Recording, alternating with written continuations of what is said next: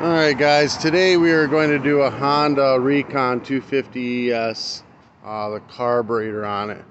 The guy brought it in, said that he bought it off somebody, they put a new carburetor on it, but as he's trying to throttle up, it starts breaking up. So I've ridden it and it seems like it's running lean. So we're going to pop the carburetor apart, see if it's dirty. If it isn't dirty, then we're going to probably put a bigger jet in it. See what crap happens from there. So this is how to tear your carburetor out. First thing we're gonna do, and I'll put the carburetor in the description below. These probably, if I can find them, they won't be too expensive on Amazon. They're not that big of a deal. Alright, we got that up. We're going to pop these clips. The centers of these come out, and then you remove the whole thing, both of those.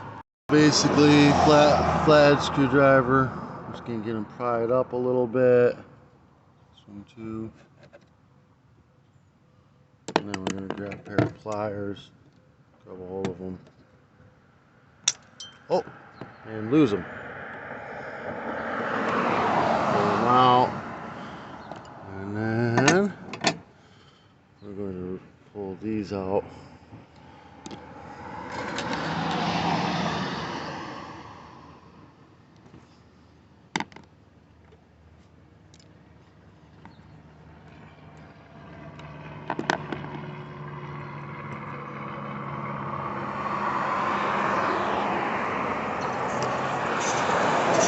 This will just allow us to move the box back. When we disconnect this, we can get it off the carburetor a little easier.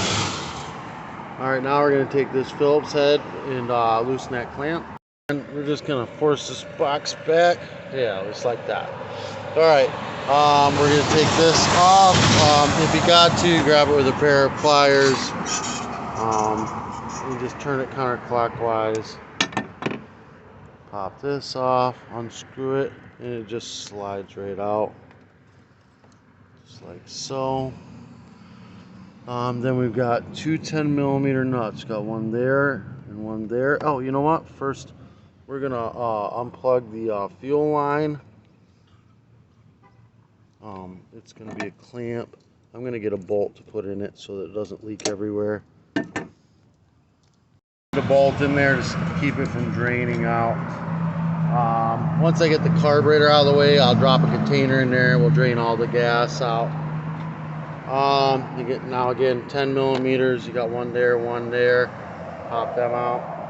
Okay, now I have all the nuts off. I'm just gonna basically pull this back. It'll stab back in here and push this whole thing back a little bit until it comes off the studs, and then we can push it down and twist it out of this boot.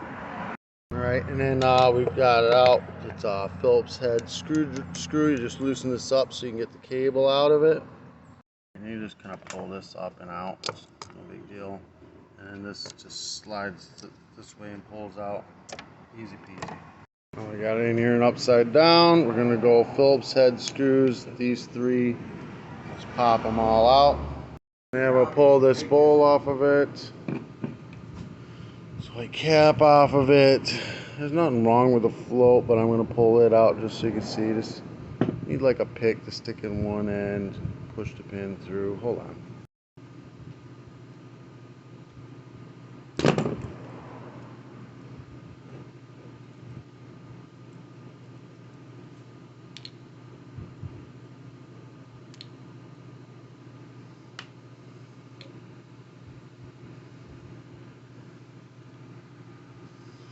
So, needle valve. Now we need a flathead screwdriver. The part that I think is actually the problem is this jet right here. There may be debris in it, or it may just be the wrong jet for this. I don't know. We're gonna find out. Got the idle jet out, the orifice tube out, and the main jet, which is what I think is the problem. But it's clear. I think it needs to be a bigger one, but there's no writing on this at all anywhere, so I'm going to be guessing this is going to be fun. Jet brush kit I'm going to put through it. This one just barely fits through. I'm going to see if I can find a jet that's just a little bit bigger than that one.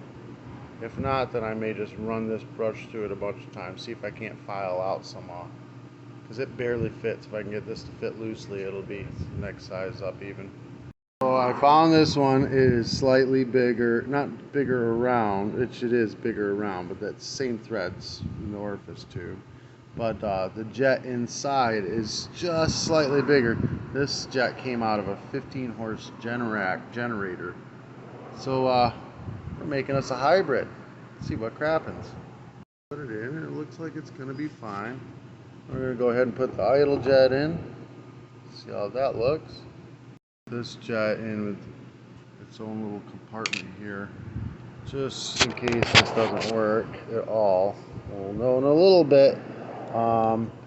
You know, normally you would be cleaning all these out with carb cleaner, spraying through with carb cleaner. These are your main two jets. They have to be completely clear. I use 14 karat gold testing solution, and it boils them out, and then you spray it through with carb cleaner. And those are the two main parts you gotta do, is those two, and then these three right here, make sure they spray through as well, and that should do it well. And then make sure everything else is just good and clean. Needle valve back in, and we're just gonna set it down in that hole like that, and the pin will go through and hold the float and everything. I need two hands to line this up, something like this. Alright, and we're going to go ahead and put this cap on, point this towards the idle jet like so, and then clean out the bowl really well. Don't remove the O-ring, leave it wherever it lays or it'll swell up, and we don't want that.